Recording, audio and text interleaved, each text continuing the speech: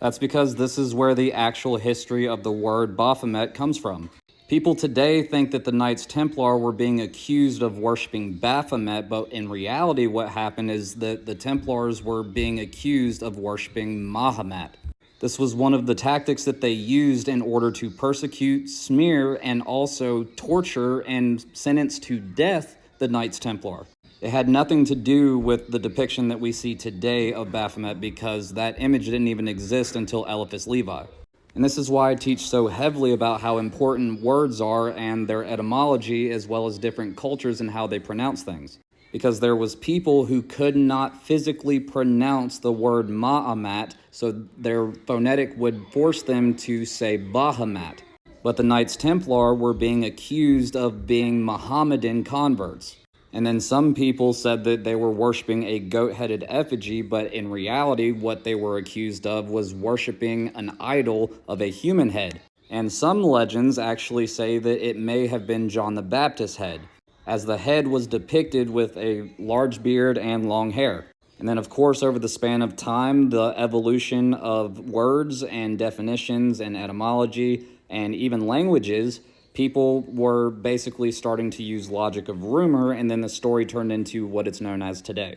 And what's cool too is that ironically you mentioned how the word sounded French, because it was Pope Clement V and King Philip of France who made these accusations against the Knights Templar, when in reality the King of France owed them a lot of money and he tried to basically clear his debt. And he had to get approval from the actual Pope in order to do this, so they all conspired against the Knights Templar. And then this is where we insert all the false accusations, being pagan worship, being homosexual activities, spitting on the cross. Like, all of these things were completely made up against the Knights Templar just to cancel a debt. And the real reason why the Roman Catholics had such an issue with the Knights Templar was because they were the first ones to actually break free from the rule of the Roman Catholic Church. Because while they were out on their pilgrimage, they would meet all the layman's people all throughout society, all the way to Jerusalem and everywhere along the Roman Empire. The Knights Templar were being conditioned to basically not like Jewish people and also the Mohammedans. Now, although the Knights Templar weren't the most intelligent people, they were still smart enough to tell what was going on, that they were basically being set up to go and persecute innocent people. And this didn't sit right on their conscience as well as their hearts. They didn't want to go around basically unaliving a bunch of women and children and innocent people who weren't doing anything wrong, as they were the true Knights of Christ. So they started to socialize with these people, get to know them, get to learn what their true faith was and everything else, and not the smear tactics that was being forced onto them and conditioned to them by the Roman Catholic Church. And the only reason that the Roman Catholic Church wanted the Knights Templar was because they knew how powerful they were and they only wanted to conquer Jerusalem. So they needed an army that was similar to the Roman Empire army, and then they just disguised everything as if they were being real Christians, when in reality, they're just the rebranded Roman Empire. And then tried to basically rebrand the Roman army as the Knights Templar, as Knights Templar literally means Knights of the Temple, as in the Temple of Jerusalem. And long before that land was ever even called Israel, it was part of the Roman Empire, and they're the ones who named it as Palestine. Well, obviously, Philistine, or whatever the Latin word for it was, but either way, you get what I'm saying. Nobody cares that much for Latin anyways. But yeah, needless to say, the Knights Templar picked up on all of their tactics and basically decided that we weren't having this anymore, and they decided to go completely sovereign and never answer to the Pope again because of everything that they were learning from all of the layman's people inside of the Holy Lands, being the real Jewish people, the real Christian converts, and also the members of Islam. They established friendships, they established allies, they established all kinds of great things by going around and mingling with these people, that we were able to get a lot more done when we didn't have the Holy Roman Empire basically dictating everything. So when they lost their entire army, they lost pretty much all of their power. But they resorted to the same tactics that they've always done, which is smear the competition, conquer it, and then destroy it. And then not only did they do this to the Knights Templar, they also did this to the Cathars. And then fast forward, they did this to the Stone Guild Masons that became the Freemasons in 1717. And then we wonder why, since 1738, they've also been doing the same thing to Freemasonry. This is why there's so much misinformation about Freemasons on the internet, because they have a lot of power, which is influence nowadays, because they have the largest Christian church in existence. And even Protestants and every branch that comes after, they're still believing the same influence that all literally comes back from Rome. And all of this history has a lot to do with what's going on over in Palestine or Israel. It's just that everyone thinks that these people are Freemasons that's doing all the evil, corrupt stuff over in the Middle East, when all it is literally the Holy Roman Empire just trying to rebrand and reignite the Roman Empire. Back in the early 20th century, the Rothschilds funded for the fruition of the State of Israel. The Rothschilds also have lent a lot of money to the Roman Catholic Church over the years, because what it all boils down to is literally conquering Jerusalem. And what most Christians today don't realize is they have successfully been manipulated to becoming the Holy Roman Army.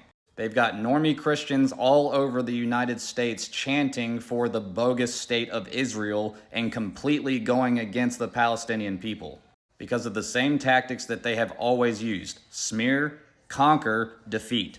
So when they figured out that they didn't have an army anymore way back in the day whenever the Templars broke off because they saw all the corruption, they also foresaw and predicted all of this even as late as Albert Pike in his letter to Mazzini. The version that the public sees today was a completely fabricated letter, but there was an actual letter that was written to Mazzini exposing the plan of the Roman Catholic Church. But now they have a bunch of unintelligent Christians running around acting for the Roman army. But the biggest secret of this history that nobody talks about on this app, and the real reason why the Roman Catholic Church ended up having such a huge disdain towards the Knights Templar, and then eventually towards the Stonemasons, and then eventually towards us Freemasons, it's because the Knights Templar were initiated into the Roman Catholic secrets, meaning they had a lot of dirt on the Roman Catholic Church. Because as the Knights Templar were excavating the Holy Lands and meeting all of the people in the Holy Lands and actually learning the truth, it's extremely detrimental, the information and knowledge that the Knights Templar obtained, because again, knowledge is power, and that's why they were so powerful. The Roman Catholic Church is scared shitless of the truth coming out. And the last thing that they want is a bunch of people becoming Freemasons, becoming enlightened, becoming intelligent, becoming good members of society, and completely turning their backs on the Roman Catholic Church. And it's not just about the esoteric mysteries that the church has been lying about, it's the actual history that they've been covering up for the last 2 millennia. But the Knights Templar kept these secrets and then hid them inside of symbolism, so that way future generations would be able to look at the symbolism and then be able to pick up on what's going on and be able to do something about what's happening with the Roman Catholic Church. Long story short, we took off with their secrets and they can't do shit about it. They can create the Jesuits, but they can't do shit. They can create the Knights of Columbus, but they can't do shit. The only thing that they can do is manipulate the entire Christian congregation into believing a bunch of nonsense and smearing Freemasons and smearing all of this history so that way they look good.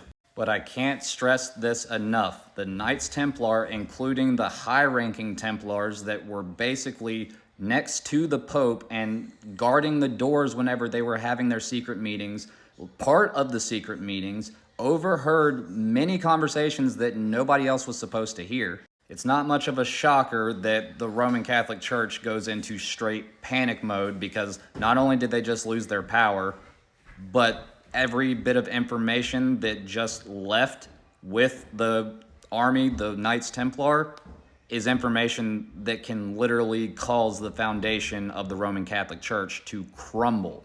So even to this day, the only tactic that they had was creating nations of workers and not nations of thinkers.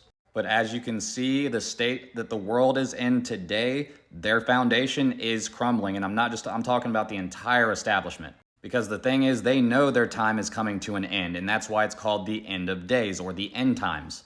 It's the end of their bogus reign. Again, everyone wants to think that Freemasons are to blame for everything. Wait until all this history comes to light. So who's the true inheritors of the throne? Is it the North Roman Empire, or is it the Western Franks, which is ancient France? Are Freemasons trying to rule the world? Kind of. We're just trying to take it from the Roman Empire and lead people to good inclination. Smo to be.